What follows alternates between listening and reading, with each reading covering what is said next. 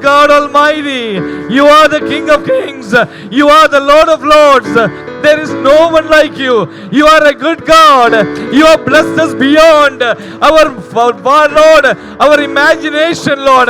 You have brought us this far. You are a good God. We lift your name up on high and we bless you, Father.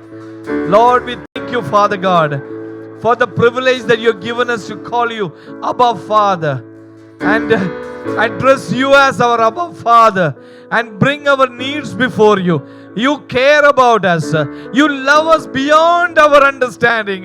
Lord, your eyes are upon us and you blessed us so much, Father. Thank you for your presence this morning, that we could worship you, Lord. Thank you for the wonderful word that we have already heard. Hallelujah. As we sit before you, we pray that you open our eyes, that we can understand the greatness of God. This morning I pray for the tithe and offerings that your people have given to the work of God's kingdom. I pray that you bless them, Father. Return to them multiplied ways that they can be useful in the kingdom of God. I want to bless everybody this morning. Let the word go out freely. Hallelujah. Today I pray the word will heal the people, Father God, and help us to make some decisions in our life. Especially I want to pray for the fathers among us. What a great privilege you have given us, oh Father. Lord, as a heavenly Father, you, Father, Lord, have an example for us to follow. We give you the glory. In Jesus' name I pray. Amen. Amen. Lift up your hands and say, praise the Lord. Please be seated in the presence of God. Thank you. Thank you for the wonderful time of worship the Lord has given us. For some time, we are going to turn to the Word of God, and our little children are dismissed to go under 6 years. You should be under 6, okay? Not 6.5 too. So people who are walking out, make sure that you are under 6 years old when you are going. Of course, the parents are going with the kids. That's fine. But others, please note. I have a request to make to the church today. While the preaching is going on, please don't stand up and go anywhere, as a respect to the Word of God. Because God is speaking through His Word, and when somebody talks to you, you don't turn your back and you don't go. So I would like you to all be seated. We want to spend a few minutes in hearing what God has to speak to us. Amen? Praise God. You all can hold yourself. I know. I mean, in a class, you don't just walk up every time. You can hold. There are bathrooms here very close for you. Don't worry, God is a good God. Amen. Praise God. Hallelujah. Happy Father's Day for everybody in the sanctuary. It's such an honor to be a father. So let me start with a light note. Sometimes people say, Pastor, you're too serious all the time. I want to be a little more. That's one of my decisions. Little more. I want to be not frivolent or not frivolous, but I want to not be that serious. Amen. Everybody is okay with that? Let me see your hand. Are you okay with that? Praise God. Thank you. So I heard a funny story the other day about fathers. So a father went to visit a doctor as he was not feeling well. The doctor examined him thoroughly, and then he made the following diagnosis of the father. He said, "You are in a terrible shape. Unless something is quickly done, you are going to die. You are under too much stress. You are not eating right. Tell your wife she must start cooking more nutritious meals for you. And to help reduce the stress, have her keep the kids off your back for some time so you can relax. Also tell her to make a budget and tell her to stick to the budget. If she does all this, you will recover completely. Otherwise, you will be dead in 1 month." That's a grim prognosis. So, obviously, this man was very shaken. He told the doctor, "Doctor, I'm really very troubled, but would you mind calling my wife before I get home and you tell her?" So, and give her all those instructions about the children, about the food. Keep the kids off from me. Give me nutritious meals. Make a budget. Stick to it. Tell her all that. coming from you will be of some of more authority than when I go and tell her. She thinks it's my dream list. She will think like that. You tell her. So he started home. When the moment the door opened, he went home. His wife rushed to him. She was crying. She said, I just talked to the doctor. She was crying, honey. He said you have only 30 days to live. You have only? I know some of you didn't get the joke. The joke was that she was not willing to do anything what the doctor said.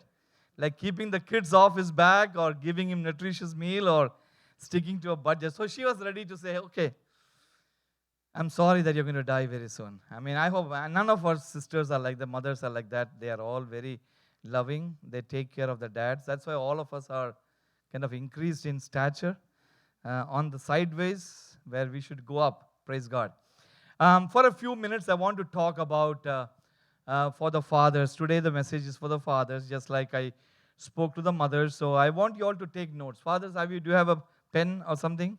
Are you taking notes? Please do that, because God is going to talk to you today. You know, parenting is a very tough job. It's not an easy job. This is something that we never had a prior training. You get a training for everything in life, but not parenting. And fatherhood is a great responsibility. It's a high calling from God. And one of the greatest education that your children will receive in their lifetime is not that comes through the classroom, through the schools or the Sunday schools or the youth meetings of the church. The greatest education that your kids will get is what comes out from your home by your example. That is the greatest education that your children gets, that you are the example that they follow. We all imitate our fathers. If you think about it, some of your habits or some of the ways that you do, it comes from the father. We imitate our fathers, and you are the example for the children to follow.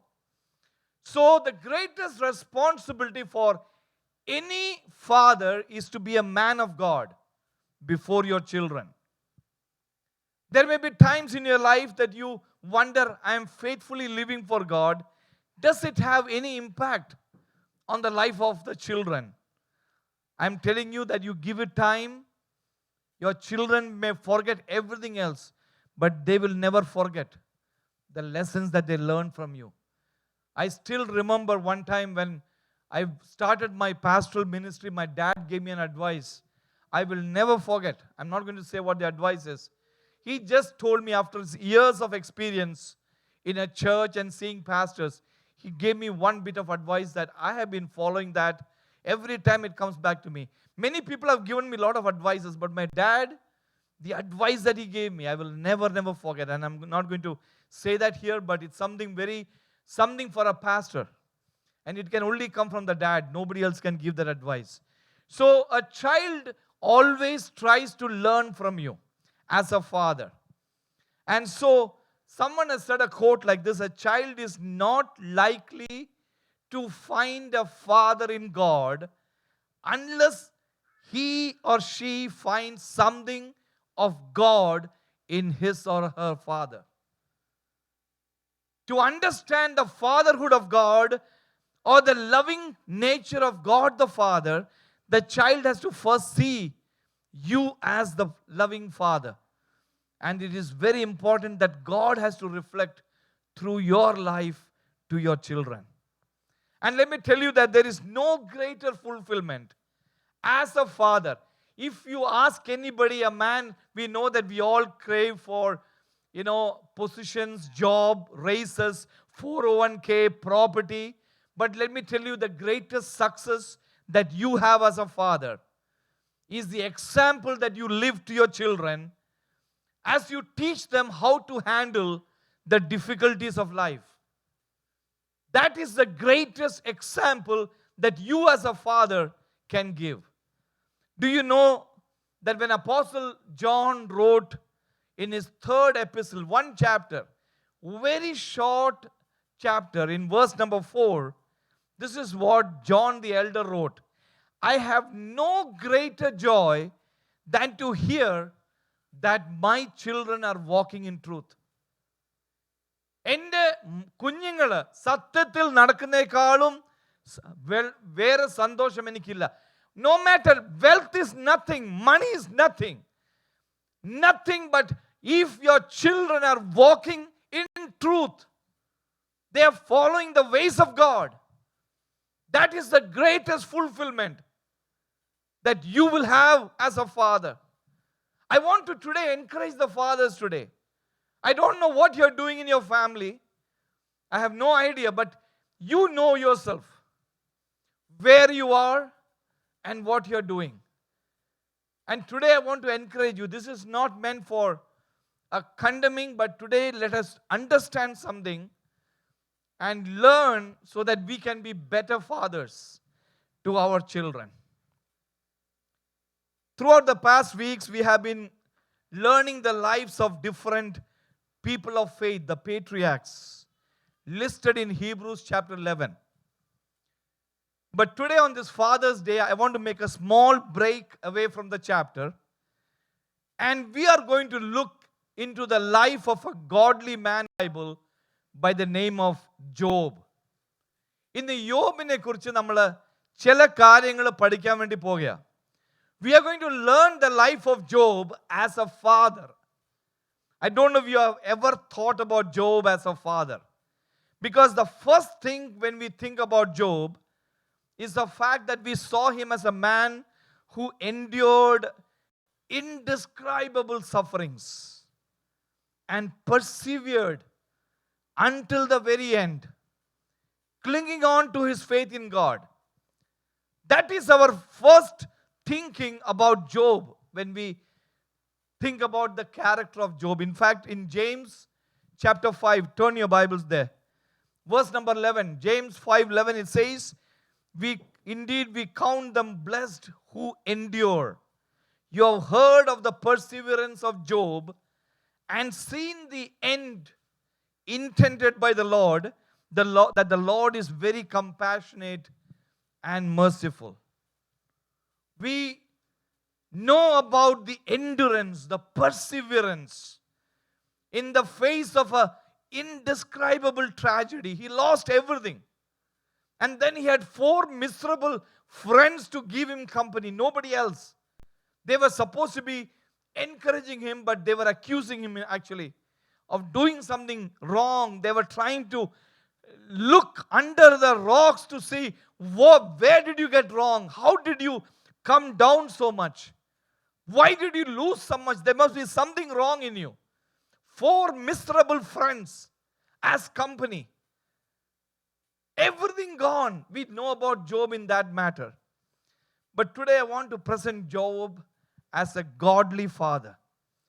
And I want to give you some lessons of faith that you can draw from the life of Job. Can you open your Bibles, please? Everybody to Job chapter 1. Keep your Bibles there, and I'm going to just briefly speak about a few things before we finish today's message.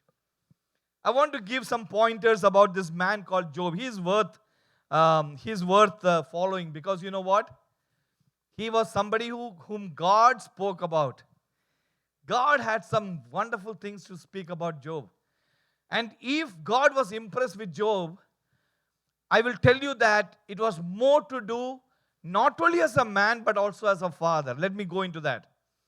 Do you know the word Job, J-O-B, comes from an ancient word that means where is father? That is the word called Job. Where is father?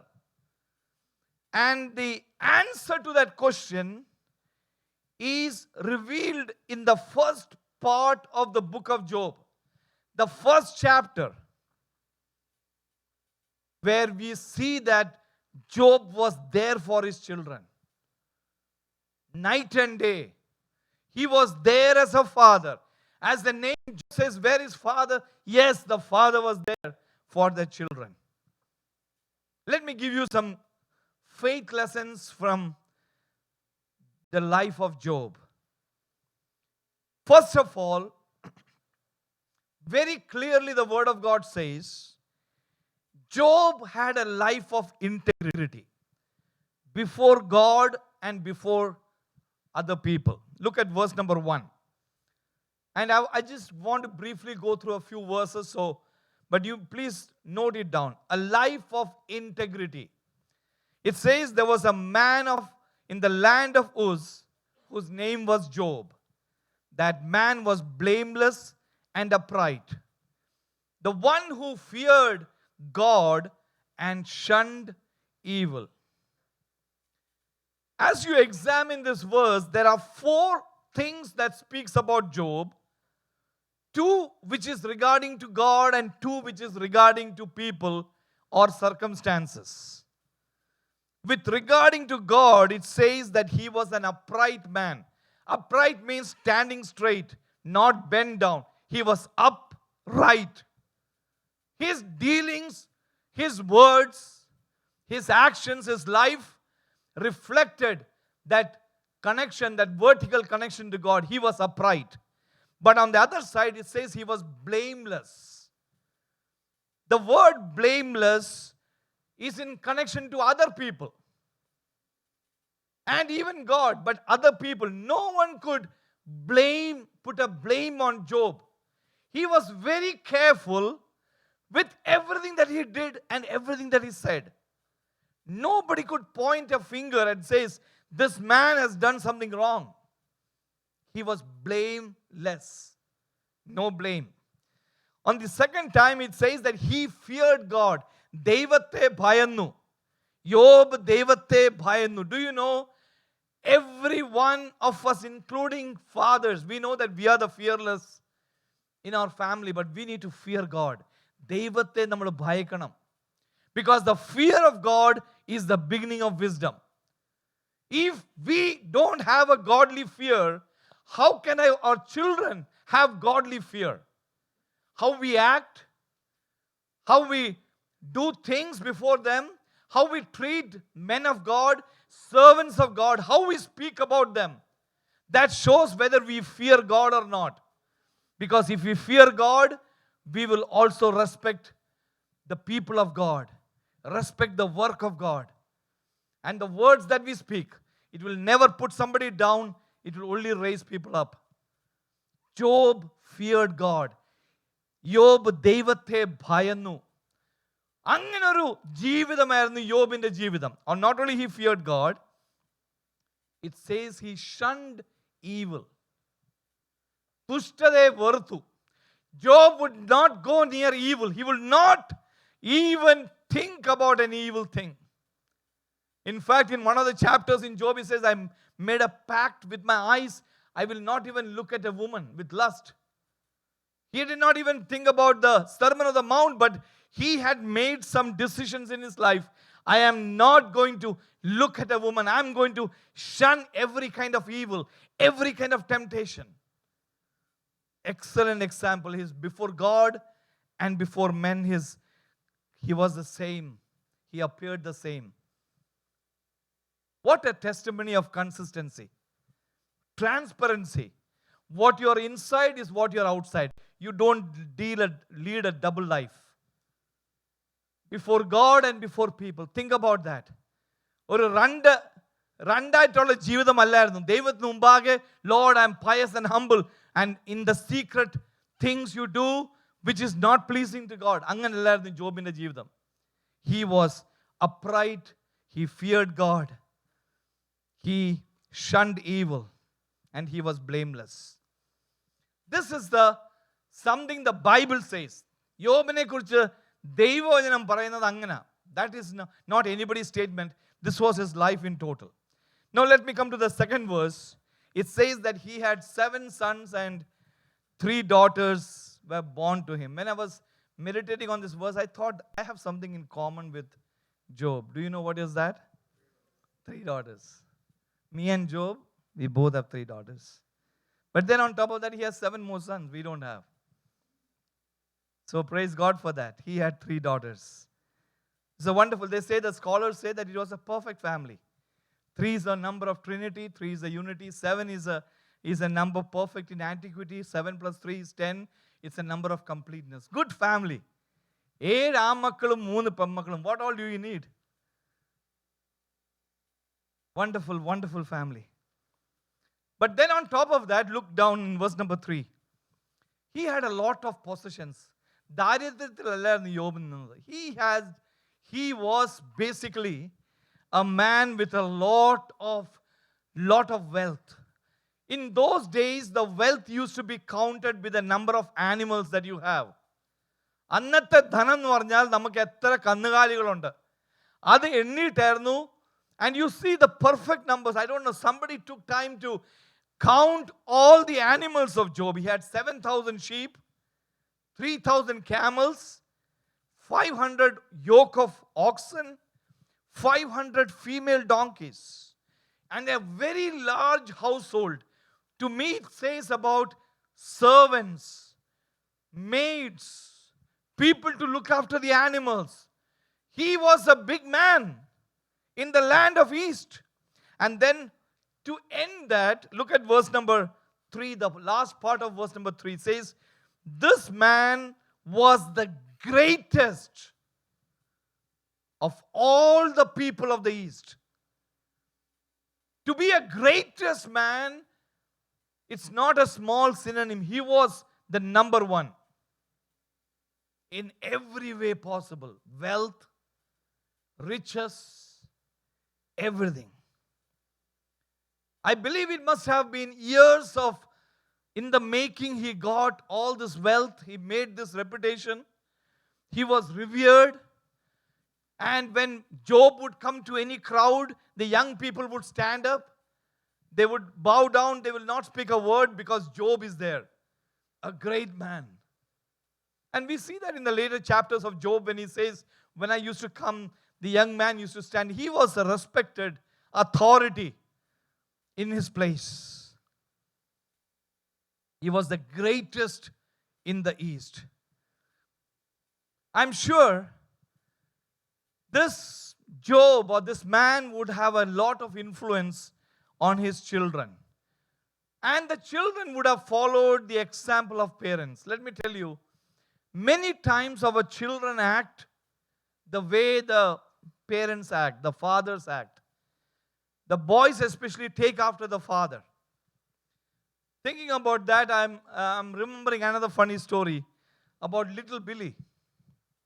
One day, little Billy was allowed to sit at his father's dinner table. When his father was not there, his father had to go somewhere. So they gave the little Billy the chance to sit where the father used to sit.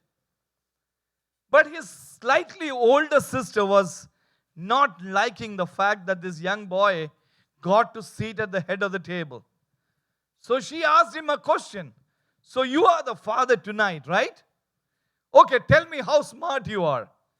How much is 2 multiplied by 7? You tell me. Let's see how smart you are. Without a moment's hesitation, little Billy sat right and said, she responded just like his dad would respond. I'm busy. Ask your mother. How much you imitate your father in things like this. He's already learned that from his father. The moment you don't know something, ask the mother. She'll tell you. And that is how our children, they take after us. Fathers, let's be very careful. Because your children are going to be just like you. If you like what you do today, you're happy. Praise God for that. But if you don't like, you better change your ways. Because your children are going to behave just like you. The way you treat their mother, they are going to treat their wives the same way. Be very careful.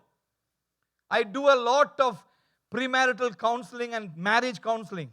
Many children learn from the parents and they behave exactly the same way because it is a character imbibed in their life. We have to be very careful. The way we behave is the way our children are going to behave one day. What we talk, what we do, how we prioritize our time, our children are watching. Let me come to the next fact of Job. So I spoke to you that Job, first of all, he lived a life of integrity. Let me come to you the second point I want to make. Job took his responsibility as a father very seriously. Look at verse number 4. It says that his sons would go and feast in their houses, each on their appointed day, and would send and invite the three sisters to eat and drink with them.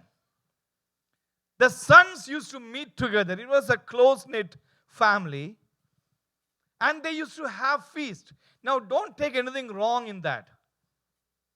Having dinner together with your siblings is wonderful. It's a good thing. Obviously, Job was not there. You didn't get the invite. The invite did not come through, some problem. So he was not there. But his kids, they were meeting regularly at one homes of the children, of the sons. It does not necessarily mean that they were doing something wrong. But Job knew how young people were. He knew that they can make poor choices very easily. And so Job did something that you can see down below, that he took the responsibility as a father very, very seriously. He was concerned about his children. You know, many times we are very concerned when our children don't eat food. I know that. When they don't eat food, we ask, why are you not eating? You need to eat. You need to grow. We are also concerned. Especially small children, we run after them. I remember my dad and mom running after me with food. I was very bad in eating food. They would make this rice and make some small balls, and they'll put one here. It will not go down. They will put the second that will go this side, the third here. And then the fourth one, when they push it, that's the one that go down. That's the way they used to run after. Very careful about physical food. I remember as a pastor, when I was growing up, his child would not eat. The doctor said, you know what, don't worry. Don't worry. Because they were forcing the kid every time. And the doctor said, don't worry about that. You just go and then wait for 4 hours and say, daughter, here's the milk. You want it? If she says no, don't worry. Just keep it aside. Wait for another 4 hours. And then come to the daughter and say, you want milk?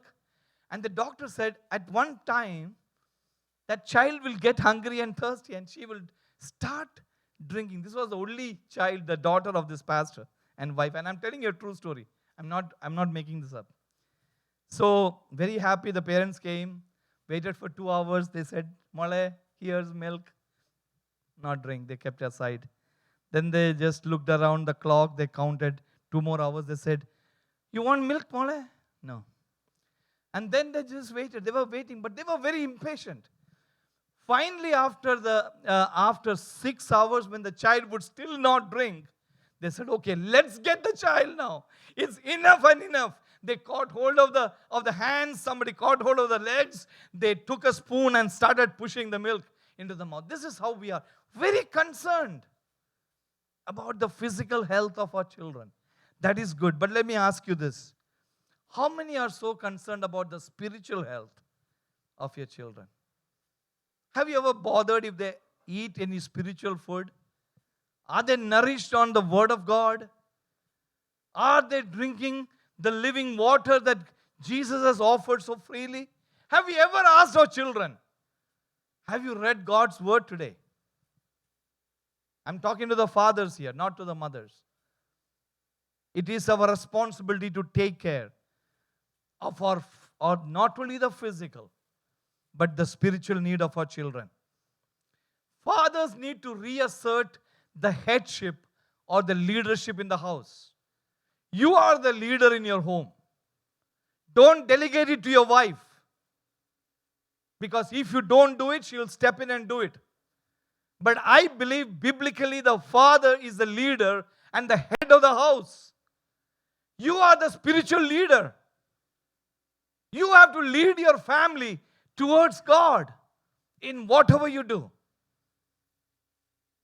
If you don't do it, don't blame anybody else if your children are going away.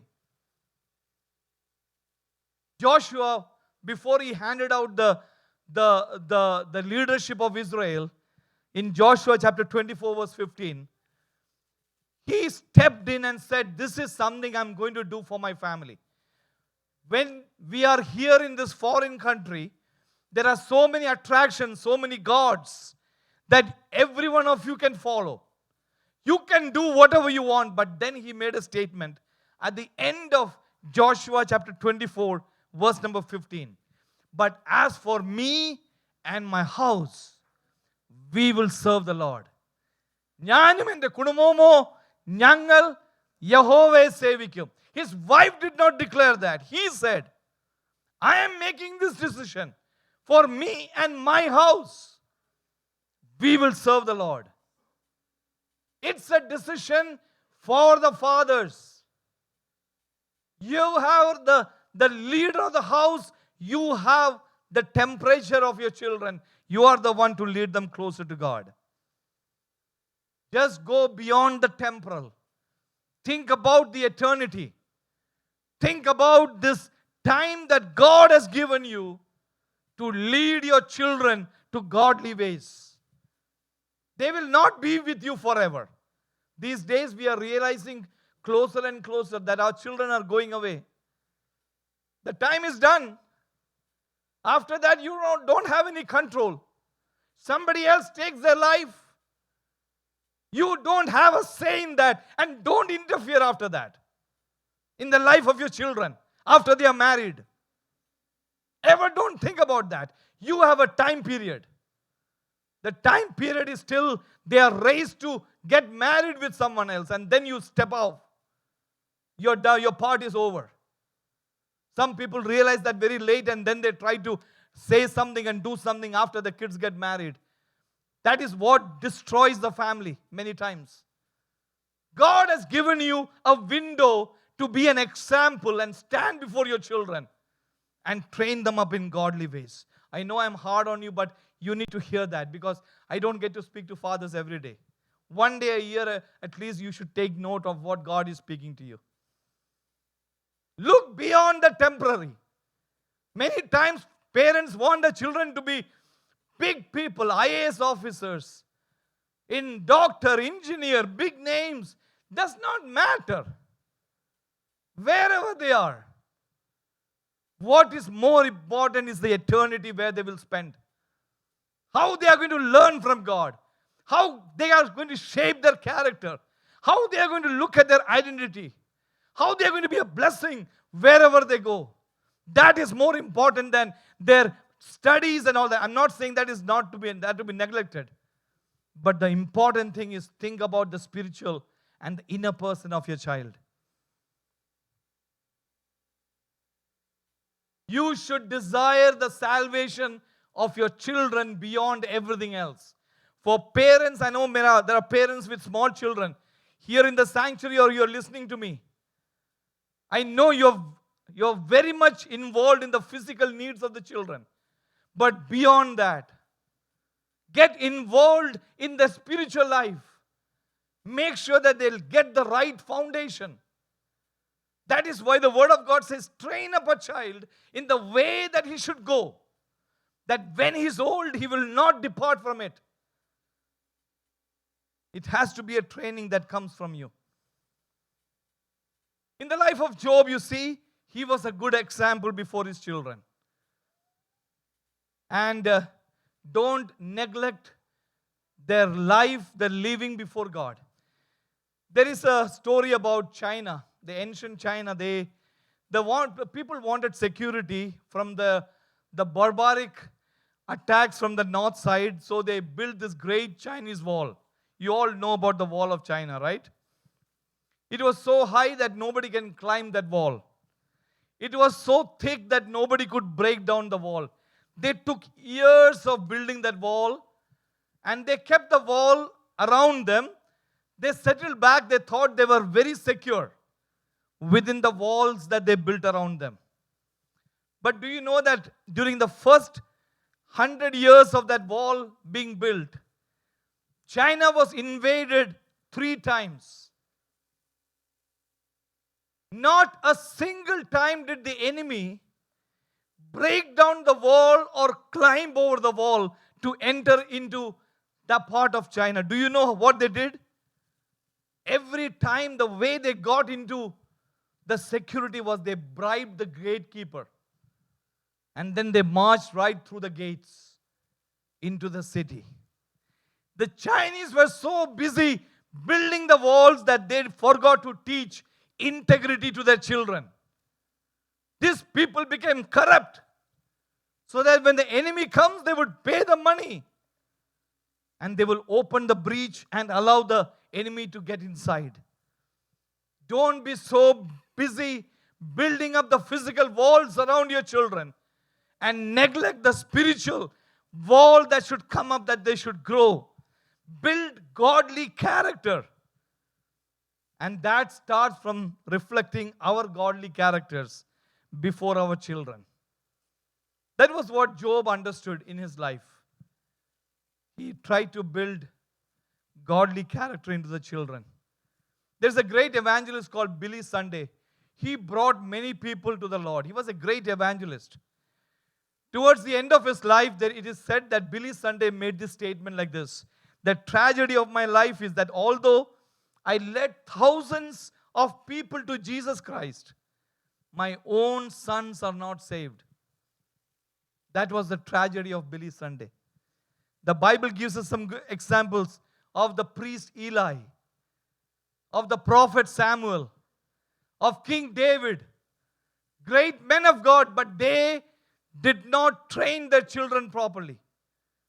And because of that, things happened that the children did not turn back to the Lord. As a father, our children are the most precious commodity that we have. And so when you see that Job's concern over his children was more important than all the wealth that he had. Look at verse number 5 here. It says that when the days of feasting were over, Job would send for his children and he would sanctify them. He would rise up early in the morning. He would offer burnt offerings according to the number of them all. For Job said, it may be that my sons sinned and cursed God in their hearts. I want you to underline that what Job said.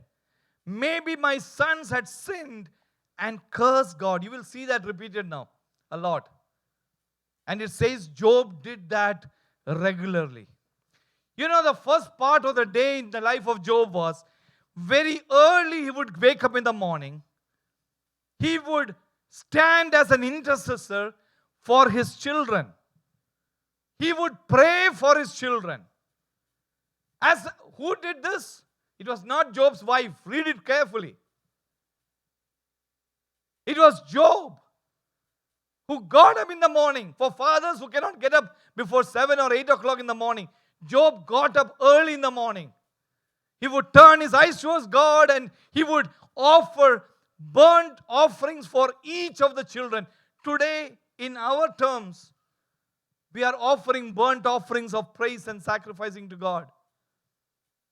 Job did that.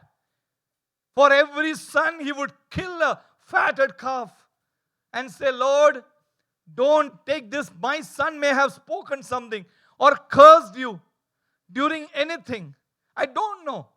But I'm just not taking any chance. And he would stand in the gap for his children. And he would pray for his children. I want to encourage every fathers. Every day you need to stand in the gap and pray for your children. Don't leave it. The mothers will pray. Don't worry about them. But as fathers, don't leave that to the mother's department. It is you as a leader, as the priest of the family, that you offer the sacrifices for your children and stand in the gap. I'm talking to the young fathers with small children. Pray for your children. Not that they will earn a lot of wealth or name or power, but God will use them mightily in His kingdom. I know of many people whom God has used because of the praying of their parents. It is a thing that God is allowed us fathers to do. And Job did that regularly. ഒരു ദിവസം മാത്രമല്ല, ആഴ്ചയിൽ വർഷത്തിൽ ഒരു പ്രാവശ്യമല്ല, പിള്ളേർക്ക് വേണ്ടി പ്രാർത്ഥി. Every time he did it regularly. I look at Job as a father more than an individual in the first chapter of Job. Everybody was watching. God was watching. Satan was watching. What was Job doing? The time of his interaction with God was in regard to his children. കുഞ്ഞുങ്ങളെ സംബന്ധിച്ച ദൈവത്തോട് യോബ് അടുത്തു വന്നത്, യാഗപീഠങ്ങൾ ദൈവത്തിന് മുമ്പാകെ അർപ്പിക്കുന്നത് യോബ്. I am talking to the fathers here. Take time out of your busy life. I know you're busy working. Spend time in praying to God. Ask God to raise your children. Some of the children have got great talents. Needs God to lift them up. And what was Job's concern? That the children would curse God sometime in their heart. Do you know this is the same test that Job would face very soon? Cursing God. Devate shabikum. When things don't happen for our life, we are cursing God. He was praying, God, let them not curse you in any way. In their ignorance. ഒരിക്കലും ദൈവത്തെ ശപിക്കാൻ ഇട കൊടുക്കല്ലേ കർത്താവേ. He was praying for his children. A man of prayer. A man of intercession. And then do you know what?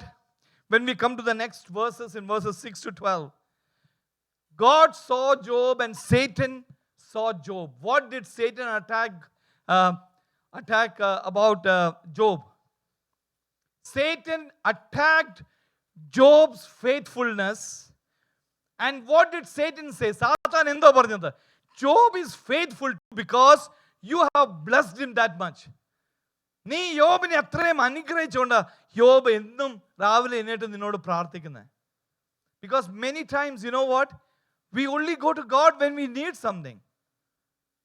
എന്തെങ്കിലും ആവശ്യമുണ്ടെങ്കിൽ ദൈവത്തിൻ്റെ അടുത്തോട്ട് ഒന്ന് പ്രാർത്ഥിക്കും. Let's pray. കർത്താവേ ഒന്ന് കേൾക്കണമേ. Then no bother from God when God is taking care of you every time. But do you know God was watching Job? Satan was also watching Job. And then we see a conversation in the heavens between God and Satan. Job was not privy to that conversation. But do you know what? Out of everywhere, when Satan came, God put the question. ദൈവമാ സാത്താനോട് ആ conversation തുടങ്ങിയത്. നീ എൻ്റെ ദാസനായ യോബിനെ, did you see him? He is so faithful to me. Even in his good time, he is offering sacrifices and praying for his children. And that is the place where Satan said no. Do you know what? The whole book of Job is about a test of Job. If Job was faithful to God, because God blessed him. ദൈവത്തോട് വിശ്വസ്തത കൊടുക്കുന്നത് ദൈവം എന്നെ അനുഗ്രഹിക്കുന്നുണ്ടാ. Many times we are after the promises of God. വാഗ്ദത്തങ്ങൾ, promises. കർത്താവ് എനിക്ക് ഏത് അനുഗ്രഹമാണ് കിട്ടാൻ പോകുന്നത്? ഞാൻ നിന്നെ വാലല്ല തലയാക്കുമെന്ന് ഒരു പ്രവാചകൻ തൊട്ട് പറഞ്ഞാൽ എന്ത് സന്തോഷമാ. Oh, I am so blessed by God. അനുഗ്രഹത്തിന്റെ പുറകെ പോവുക. Many times people are running after the blessings. But we forget the source of our blessing, that is God. ദൈവത്തെ മറന്ന അനുഗ്രഹത്തിന്റെ പുറകിൽ ഓടുന്ന ഒരു സമൂഹം, ഒരു ക്രിസ്തീയ ലോകത്തെയാണ് നമ്മൾ ഇന്ന് കാണുന്നത്. I am telling you, God should be number one in everything. We should serve him whether God is blessing us with material wealth or not. And when devil saw that, Satan saw that Job was a godly father, he wanted to bring harm. God so confident in Job. Do you know what? He allowed Satan to touch Job in every way. His goods and including his children, that we will see down.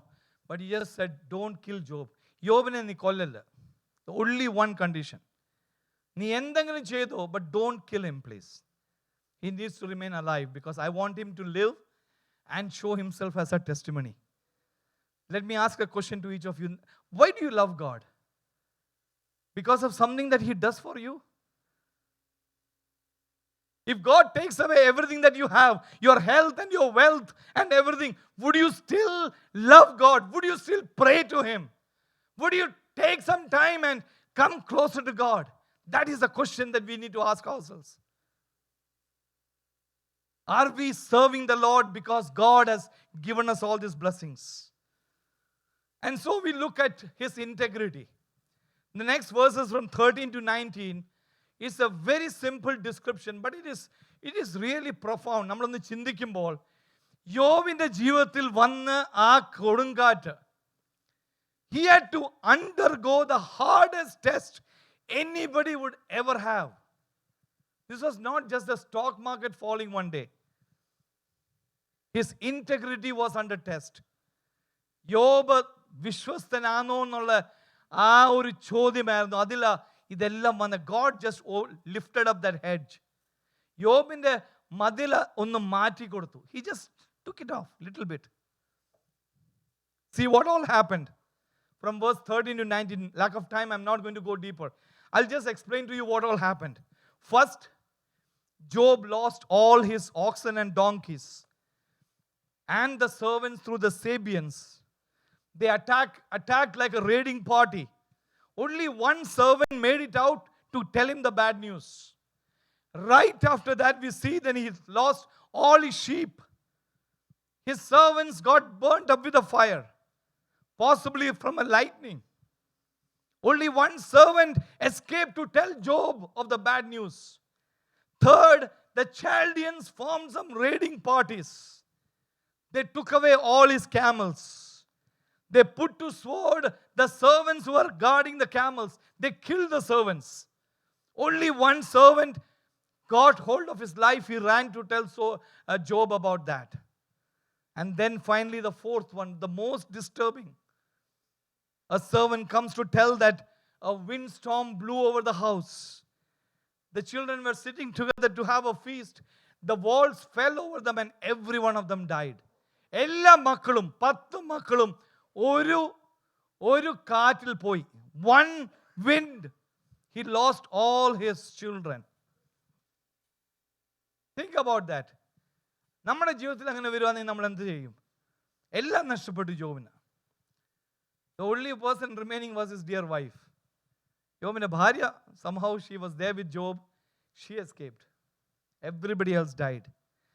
How did Job react to the bad news? Many of us would stop praying. We would stop reading the Bible. We'll stop coming to church. When the pastor calls, we'll not ignore, disregard. Will not even come near. വിളിച്ചാൽ പോലും കിട്ടത്തില്ല. Going away from God. I don't want God in my life anymore.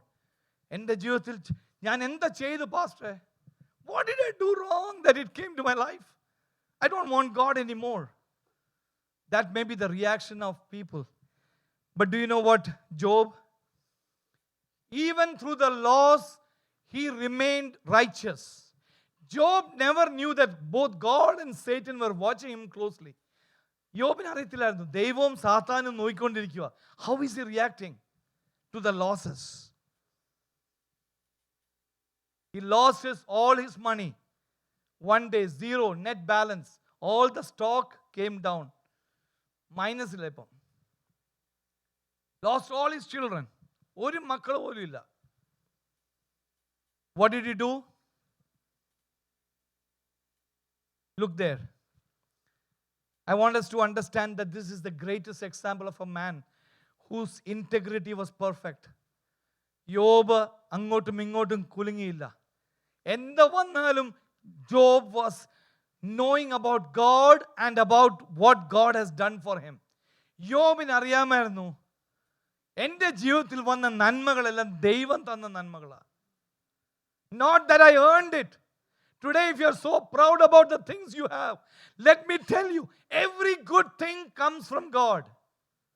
നമ്മുടെ ജീവിതത്തിൽ എന്തൊക്കെ നന്മ, if you think something as good, അത് ദൈവത്തിൽ നിന്ന് വന്നതാ. We don't deserve anything good.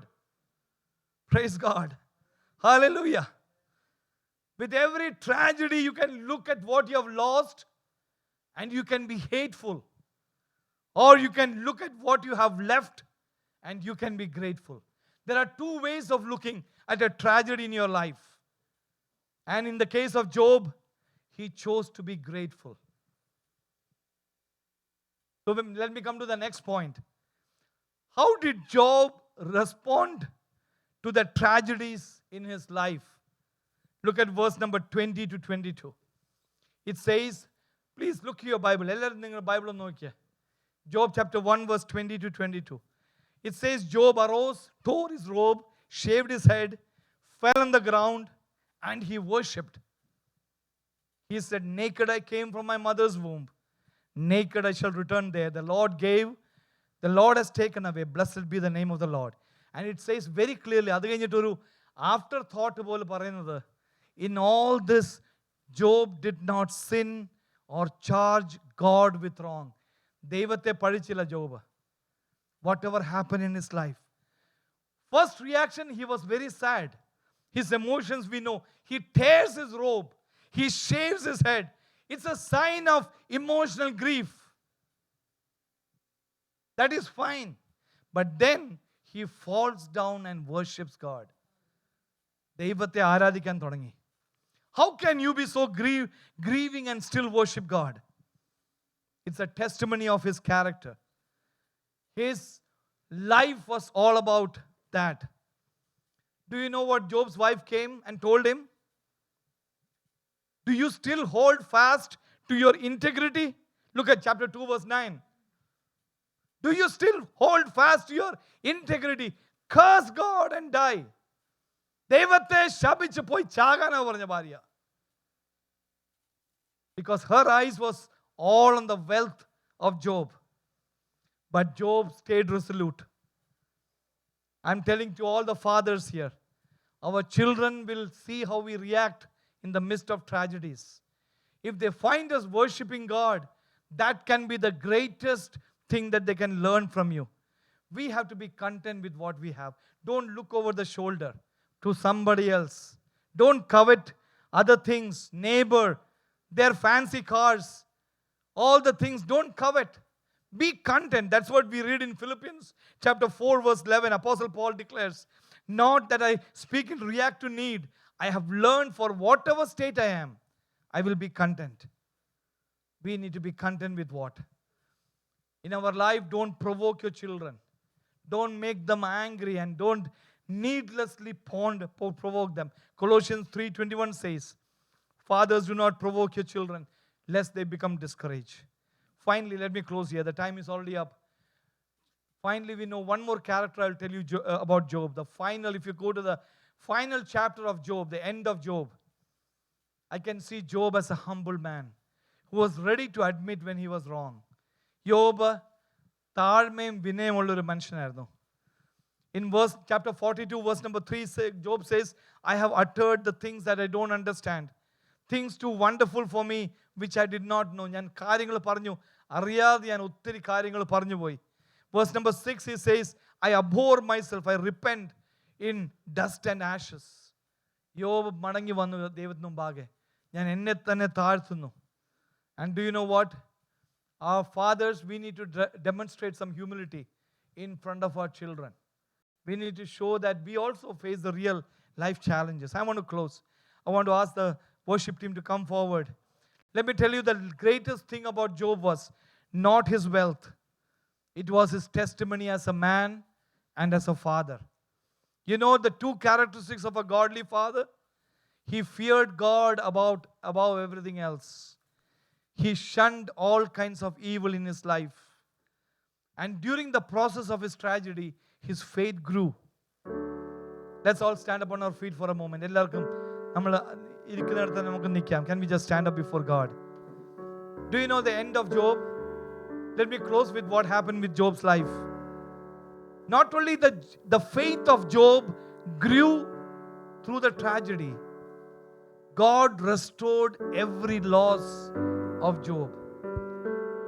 യോബ് നഷ്ടപ്പെട്ടതെല്ലാം ദൈവം തിരിച്ചു കൊടുത്തു. But his livestock, I want you to think about, I physically went and looked at the two verses. Do you know he got double of what he had?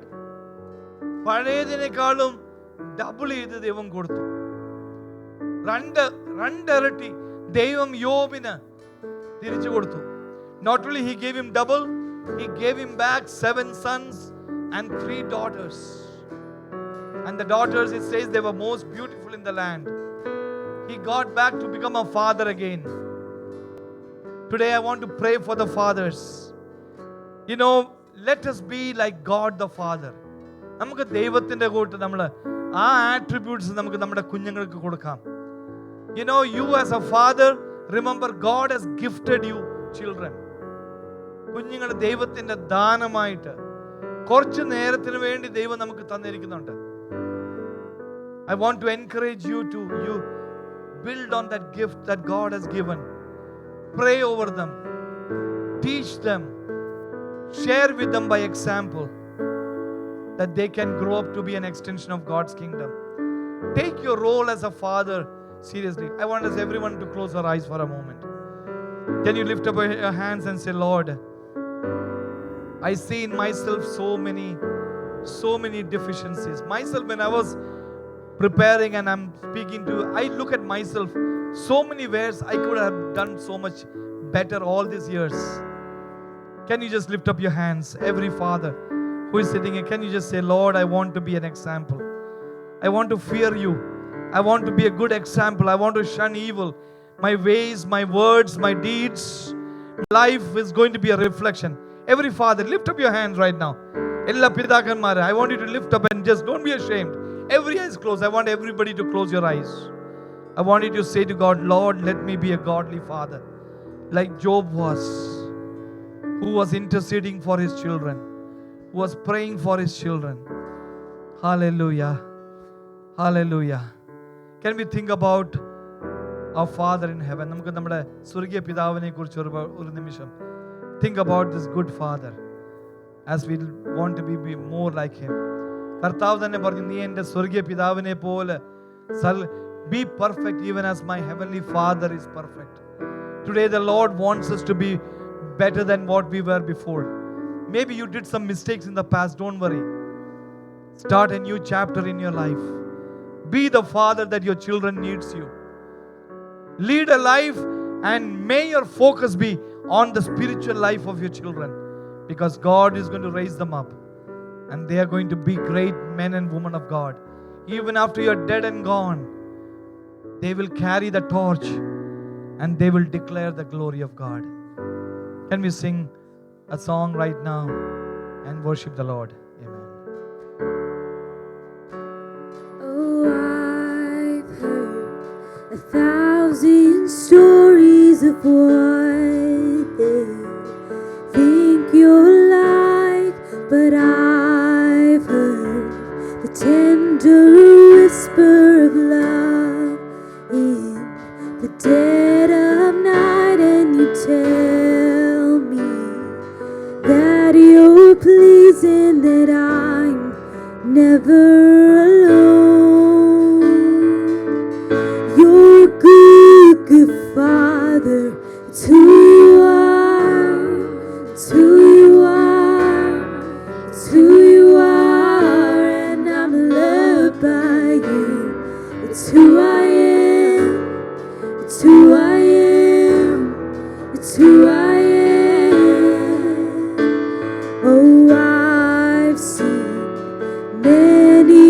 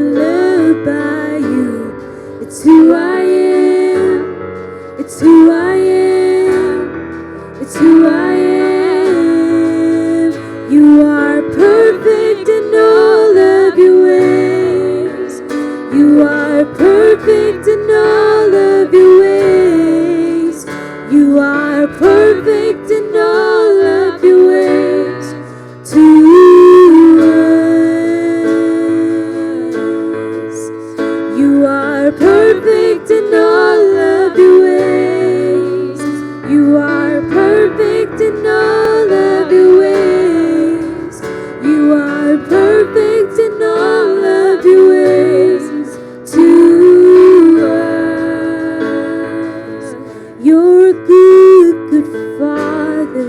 It's who you are. It's who you are. It's who you are, and I'm loved by you. It's who I am. It's who I am. It's who I am. You're a good, good Father. It's who you are. It's who you are. It's who you are, and I'm loved by you. It's who I am. It's who I am. It's who I am.